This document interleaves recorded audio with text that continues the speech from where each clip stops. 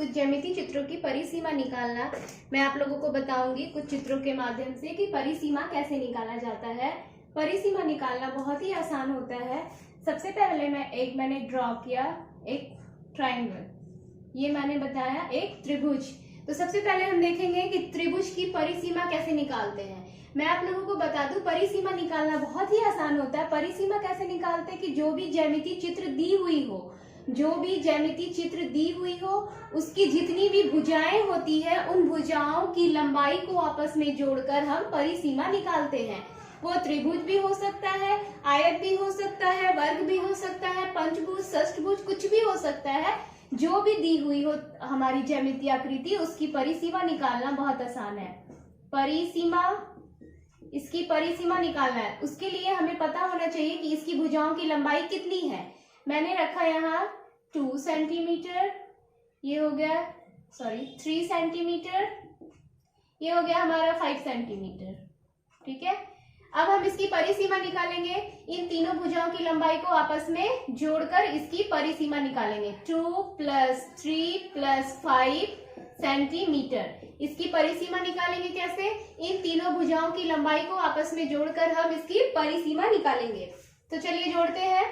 5 3 8, 8 और 2 10, ये हो गया हमारा 10 सेंटीमीटर। ये निकला क्या? ये त्रिभुज का परिसीमा है।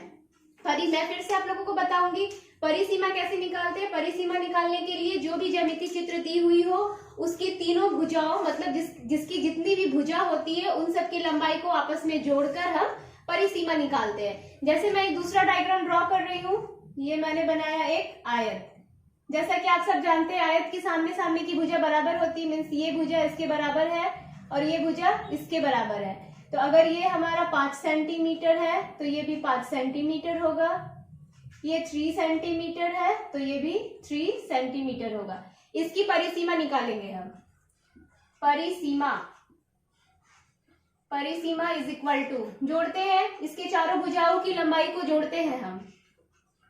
5 + 5 + 3 + 3, इन सबको आपस में जोड़कर हम इसकी परिसीमा निकालेंगे। 3 3 6, 6 5 11, 11 5 16, ये हो गया हमारा 16 सेंटीमीटर। यानी आयत की परिसीमा 16 सेंटीमीटर हो गया और त्रिभुज की परिसीमा 10 सेंटीमीटर। बिल्कुल इसी तरह से जो भी ज्यामितीय चित्र दी हुई हो उसकी परिसीमा निकाल लेंगे। अब मैं आप लोगों को कुछ दूसरा डायग्राम ड्रॉ करके दिखाती हूँ। ये हो गया हमारा, क्या है ये? कितनी भुजा है? 1 2 3 4 5, 5 भुजा है। यानी कि ये हमारा हो गया पंचभुज। जिसकी जितनी भुजा होती है उसे भुजा के नाम के आधार पर ही पुकारा जाता है। 3 भुजा त्रिभुज, 4 भुजा चतुर्भुज, 5 भुजा पंचभुज। इसकी लंबाई है 3 सेंटीमीटर, 3 सेंटीमीटर, 2 सेंटीमीटर, 2 सेंटीमीटर, ये भी 2 सेंटीमीटर। परिसीमा निकालेंगे। परिसीमा के लिए मैंने क्या बताया आपको? परिसीमा, कोई भी ज्यामितीय चित्र दी हुई हो उसकी जितनी भी भुजा है उन सबकी लंबाई को आपस में जोड़ देते हैं।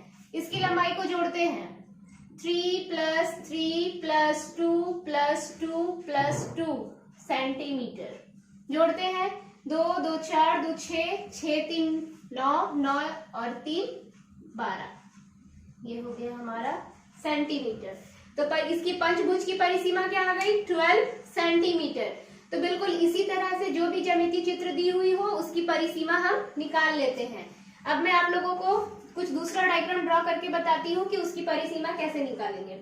यहाँ मैंने पंचभुज बनाया, त्रिभुज बनाया और चतुर्भुज बनाया। अब मैं दूसरा दिखाती हूँ आप लोगों को।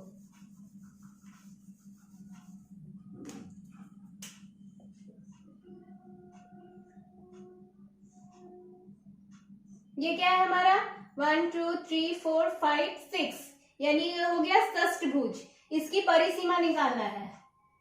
ये 2 सेंटीमीटर, ये भी 2 सेंटीमीटर, ये जो लेंथ है ये लेंथ, ये हो गया 4 सेंटीमीटर, तो ये भी 4 सेंटीमीटर, अगेन ये भी 2 सेंटीमीटर और ये 2 सेंटीमीटर है हमारा।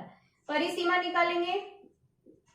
परिसीमा इज इक्वल टू, ऐड करेंगे 2 + 2 + 4 + 4 + 2 + 2, जितनी भुजा है उन सब की लंबाई को आपस में जोड़ देना है। जितनी भी भुजा है उन सब की लंबाई को आपस में जोड़ देना है। जोड़कर जो आएगा वो है हमारा परिसीमा। अब जोड़ते हैं।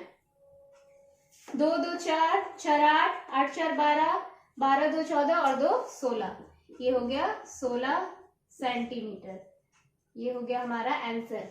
तो बिल्कुल इसी तरह जो भी ज्यामितीय चित्र दी हुई हो उसकी लंबाई को आपस में जोड़कर हम उसकी परिसीमा निकालते हैं। अब मैं आप लोगों को अगले वीडियो में बताऊंगी। ये हो गया हमारा परिसीमा निकालना। मैं अगले वीडियो में आप लोगों को बताऊंगी कि क्षेत्रफल कैसे निकाला जाता है। क्षेत्र